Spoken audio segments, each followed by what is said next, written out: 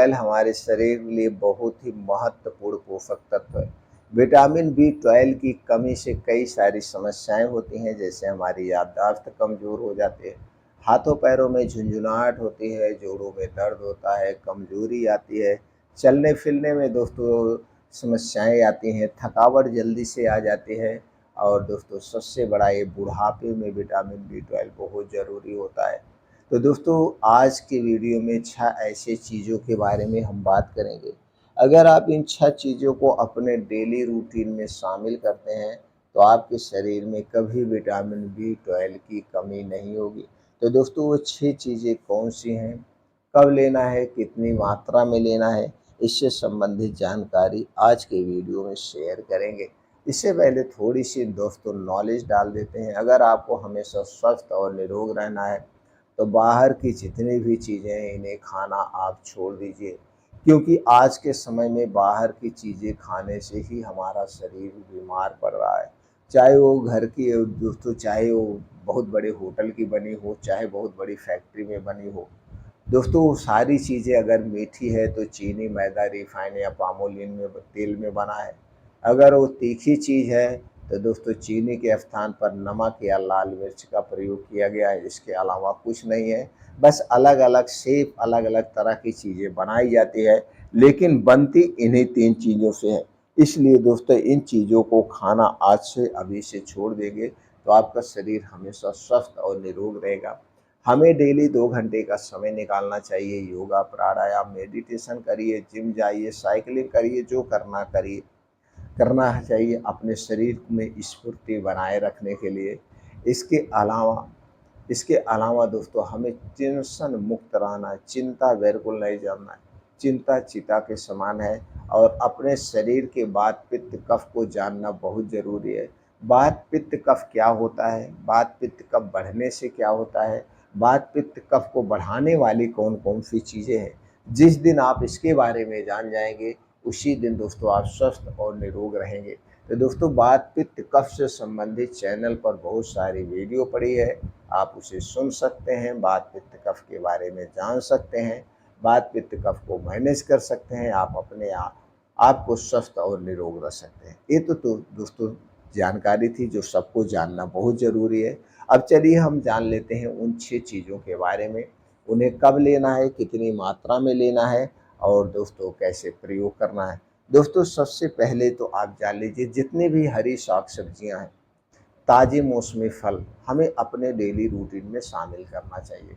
हरी साग सब्जियों में सभी तरह के पोषक तत्व पाए जाते हैं, सभी तरह के प्रोटीन से विटामिन पाए जाते हैं। ये फलों में सभी तरह के पोषक तत्व और विटामिन पाए जाते हैं। इसलिए समय समय पर मौसमी सब्जियों का सेवन करना चाहिए, समय समय पर ताज़े मौसमी फलों का सेवन करना चाहिए। फल और सब्जियां हमारे डेली रूटीन में शामिल होनी ही चाहिए। दोस्तों कोई ज़रूरी नहीं आप महंगे फल खाओ, नहीं, आप सीजन वाइज फल खाइए। जब आप सीजन वाइज फल खाते थे या फल सस्ता मिलता है, अच्छा मिलता है, दवाएं नहीं पड़ी होती है। जब हम मौसमी सब्जियां खाते हैं तो सब्जियां मौसमी सस्ती मिलती है, इनमें दवाओं का प्रयोग कम किया जाता है। हमें स्टोर की गई सब्जी नहीं लेना चाहिए, न तो स्टोर किया गया फल कभी खाना चाहिए। मौसम के हिसाब से सब्जी और फलों का सेवन करना चाहिए। वो 6 चीज़ों की बात करें तो दोस्तों सबसे पहले जिसमें विटामिन B12 पाया जाता है वो है अखरोट। तो आपको 2 से 3 अखरोट लेना है। दूसरी चीज़ है वो है बादाम। दोस्तों बादाम 2 टाइप की आती है, एक खट्टी बादाम और एक मीठी बादाम। तो हमें कभी भी खट्टी बादाम नहीं लेना चाहिए। खट्टी बादाम में साइनाइड टाइप का पॉइजन पाया जाता है। जब भी आप बादाम खरीदिएगा, मीठी बादाम खरीदिएगा चेक करके, और उस बादाम को पॉलिश किया गया होता है, उसे अच्छी तरह से धुल करके ही खाइएगा। तो दोस्तों आपको चाहिए बादाम, तो अखरोट 2 से 3, बादाम 7 से 8 बादाम चाहिए, अंजीर चाहिए 2 से 3, और आप ले सकते हैं इसके साथ में किशमिश 25 से 20 से 25 ग्राम किशमिश लीजिए और इसे अच्छी तरह से धुल लीजिए।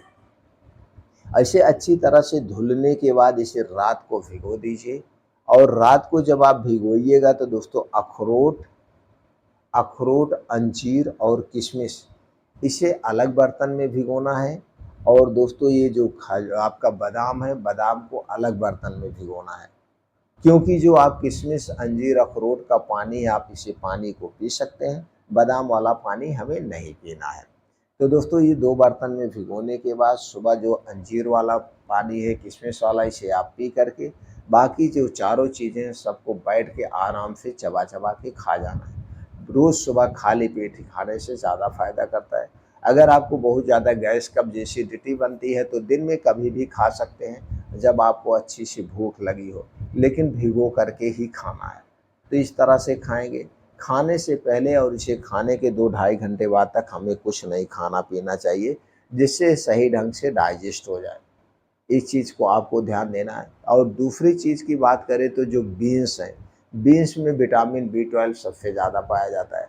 बीन्स की हम बात करें तो उसमें है दोस्तों जैसे कद्दू का बीज, सूरजमुखी का बीज, आपका हो गया काला चना, हरी मूँग,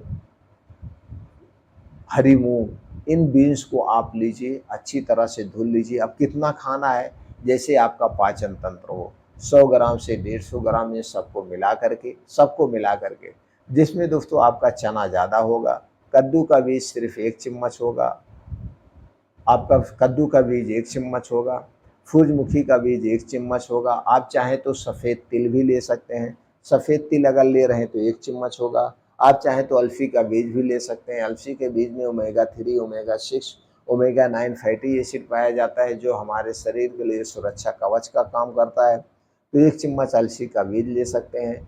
चने की मात्रा की बात करें तो 40 से 50 ग्राम चना ले सकते हैं, 10 से 15 ग्राम मूँग ले सकते हैं। इन सारी चीज़ों को लेने के बाद कुल मिला करके 100 से 150 ग्राम हो जाएगा। इसे लेने के बाद अच्छी तरह से धुल दीजिए। धुलने के बाद इसे दोस्तों किसी मिट्टी के बर्तन में भिगोना है। मिट्टी के बर्तन में ख़ास करके इसलिए भिगोया जाता है, जो मिट्टी का बर्तन है इसकी गर्मी को अपनी तरफ अवशोषित कर लेता है, इसके विषैलेपन को अपनी तरफ खींच लेता है। इसलिए मिट्टी के बर्तन में हमें भिगोना चाहिए। अब सुबह जब आप योगा, प्राणायाम, मेडिटेशन करके वापस आएँगे घर पे, तो सबसे पहला काम आपका होगा, इसे दोस्तों बैठ के आराम से चबा-चबा के खाइए। बैठ के चबा-चबा के खाना है। चबा-चबा के खाने से पहले और इसे खाने के 2 ढाई घंटे बाद तक कुछ नहीं खाना-पीना है। जब तक ये पूर्ण रूप से डाइजेस्ट ना हो जाए, कुछ भी नहीं खाना-पीना है। तो दोस्तों इस तरह से अगर आप इन बीज का प्रयोग करते हैं तो ये बीज के फ़ायदे क्या-क्या मिलेंगे। एक तो आपके शरीर में विटामिन बी 12 की पूर्ति करेंगे। ऊपर से दोस्तों आपके शरीर की हर प्रकार की कमज़ोरी को दूर करेगा, क्योंकि दोस्तों इन सारे बीज में सभी प्रकार के एंटीऑक्सीडेंट, सभी प्रकार के प्रोटीन्स, विटामिन्स पाए जाते हैं, जिनसे हमारे शरीर का निर्माण हुआ है। तो ये शारीरिक कमज़ोरी को दूर करेंगे, बीमारी से बचाएँगे। जैसे अगर आपकी आँखों की नज़र कम हो गई है, कमज़ोर हो गई है, तो आँखों की रोशनी को बढ़ाएँगे। अगर आपकी याददाश्त कम हो गई, याददाश्त को बढ़ाएगा, हड्डियाँ मांसपेशियों को मजबूत करेगा।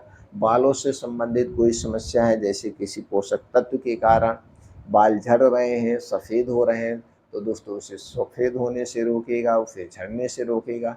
यानी कि फ़ायदे ही फ़ायदे हैं, इनका कोई नुकसान नहीं है। इस तरह से इसका आप प्रयोग करके दोस्तों फ़ायदे उठा